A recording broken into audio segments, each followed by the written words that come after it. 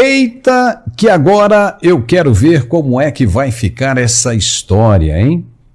As jornalistas da Globo News adoram dizer que estão em contato direto com os ministros do STF e que, em muitos casos, eles ligam para elas durante o programa ao vivo para mandar recado. Pois dessa vez elas foram longe demais e talvez confiantes, com as costas quentes, suportadas pelo judiciário, falaram um monte de besteiras que são enquadradas perfeitamente em vários crimes do Código Penal brasileiro.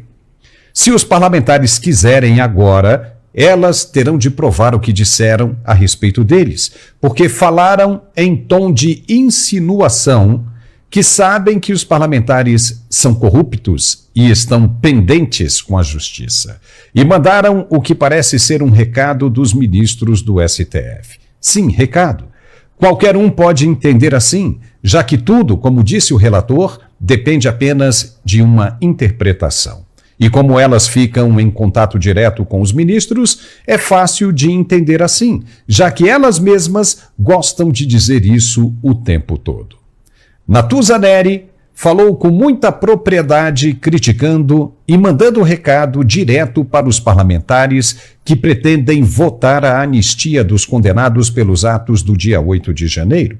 Você vai ver agora o que ela disse e tirar as suas próprias conclusões. Veja aí e depois a gente comenta.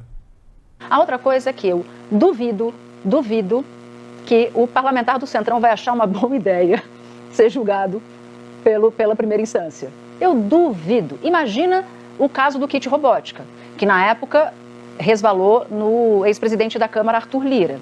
Imagina Arthur Lira, cai nas mãos de um juiz de primeira instância. Vamos supor que esse juiz de primeira instância não goste do parlamentar e seja de um grupo político rival. Existe isso, né? A gente não pode imaginar que todos os juízes são juízes meramente técnicos. Ele vai cair na mão de um juiz de primeira instância tendo muito mais relação com ministros do Supremo, porque a gente sabe que a política frequenta muito bem o Supremo Tribunal Federal. A gente sabe também que essa política tradicional, não os bolsonaristas, os políticos tradicionais, centrão, centro-direita, direita, eles têm um trânsito muito frequente com o Supremo Tribunal Federal. Tudo na política eu aprendi a analisar me perguntando quanto custa. Qual é o custo político para o centrão de patrocinar o avanço da anistia? É enorme. Porque compra uma briga direta com o Supremo Tribunal Federal. E, como disse você, tem um bando de gente amarrado pelo pescoço. O Supremo nunca teve... Com as emendas, então, o que tem de... Imagina, passa anistia. Imagina uma decisão do ministro Flávio Dino, falou assim, bom, então estou decidindo aqui, vamos abrir tudo, Polícia Federal você entra, Tribunal de Contas me passa tudo aqui, vai sobrar o quê? Oh boy! Natuza Neri não fez um comentário qualquer. Não, papai. Ela fez uma denúncia e ameaça de proporções gravíssimas, mesmo que disfarçadas em tom analítico. Ao tentar explicar o custo político da anistia para o Centrão, ela escancarou, ponto por ponto, o que seria um escândalo institucional em qualquer país sério do mundo. Natuza está sugerindo o seguinte: número 1, que há corrupção sistêmica envolvendo emendas parlamentares. Atenção, deputados e senadores, hein? Número 2, que essa corrupção estaria sendo deliberadamente ignorada pelas autoridades, especialmente pelo STF, de propósito, com o intuito de usar a ocasião em um momento oportuno, o que já evidenciaria um crime de prevaricação passível de impeachment. E número 3, e mais grave, essa corrupção só passaria a ser investigada se os parlamentares votarem contra os interesses do Supremo, neste caso específico, se aprovarem a anistia.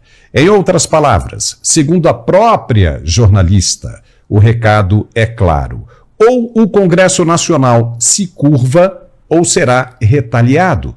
Ela está sem rodeios, acusando o Supremo de prevaricação, por se calar diante de crimes tão graves e de atuação político-partidária, o que configura infração também gravíssima, prevista em lei como motivo para impeachment de ministro. Não bastasse isso, ela ainda normaliza esse trânsito frequente de políticos no STF como se fosse legítimo que investigados convivam socialmente com seus julgadores e que esse vínculo possa blindá-los de responsabilização. Isso, além de imoral, atenta gravemente contra a própria essência da separação de poderes e destrói o princípio da imparcialidade. A pergunta que resta é a seguinte: os parlamentares ouviram isso? Deputados e senadores vão permanecer inertes diante dessa denúncia feita em rede nacional por uma jornalista alinhada ao próprio sistema?